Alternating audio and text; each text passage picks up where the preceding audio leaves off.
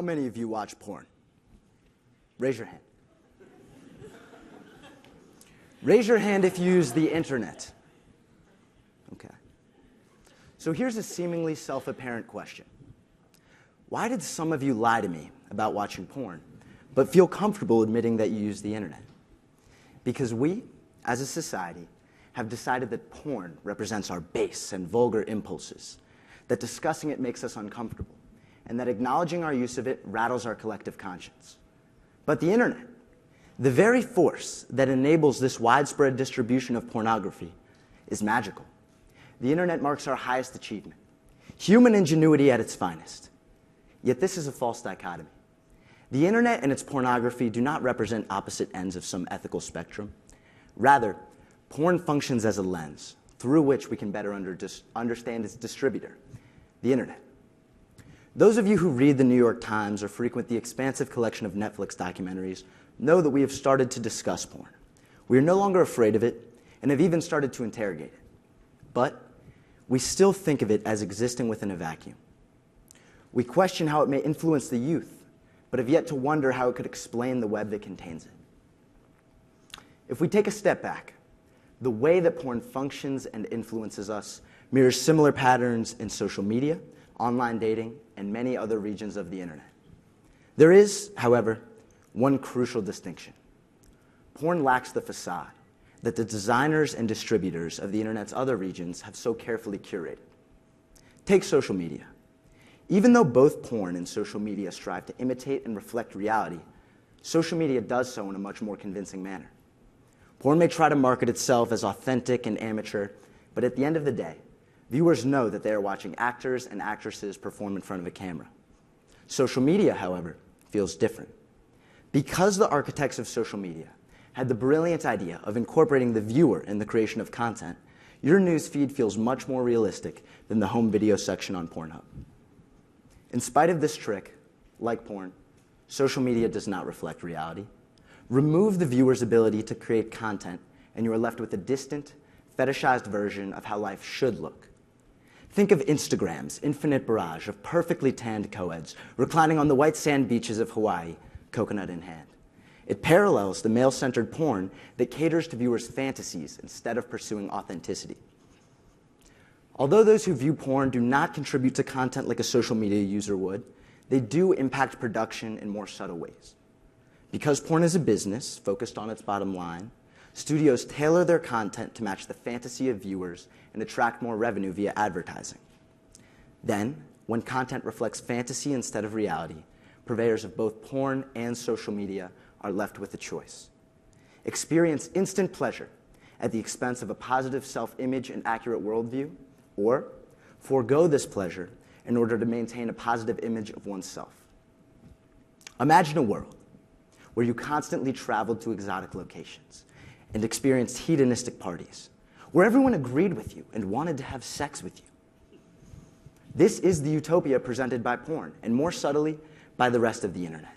And it feels incredible to temporarily exist in this world, so much so that researchers have even shown correlations between internet consumption and dopamine spikes in the brain. But when the high is over, you are forced to confront a reality that cannot possibly live up to whatever you have just watched or scrolled through. So, once again, you are left with a choice.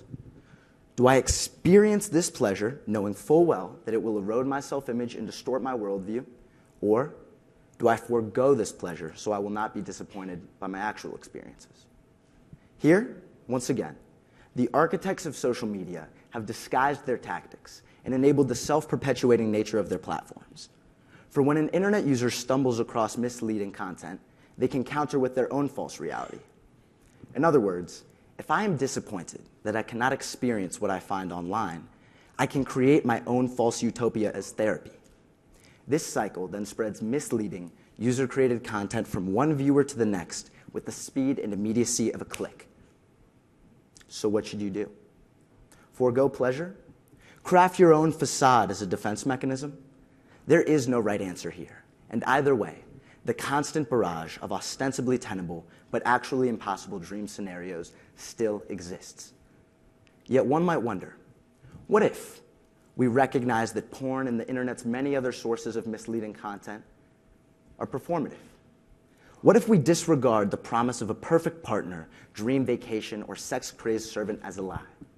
In this case, even though you are aware of the trick, you will still be a victim of the content, even if you avoid the internet altogether. Television advertising and pornographic magazines still present you with a similar lose-lose dilemma. The internet simply facilitates a faster, more advanced, and more targeted distribution of this choice. So let me stop here and clarify. By no means am I suggesting that we should all run for the hills, put our heads in the sand, and destroy our devices. But because it is unrealistic to remove ourselves from this cycle completely, we must try to change the content from within it. While this may sound like an overly idealistic and impossible choice at first, in reality, it's quite simple. Think of it this way. On social media, you already are the content creator. Instead of responding to insecurities caused by the content of others, post honestly. The internet and its many devices are here to stay, so contribute to it authentically. Share stories that present the whole story, or don't share it all. With respect to porn, we've already established that porn is a business. So, if consumer interest shifts, the market will have to adapt. Don't watch videos that promote violence, misogyny, or racism. The internet and porn are not as different as we think they are. And far too often, we assume that the values we hold dear are protected. But many times we are not even aware of how the content we consume can warp our beliefs and change our thoughts. With porn, however, it's a little more obvious.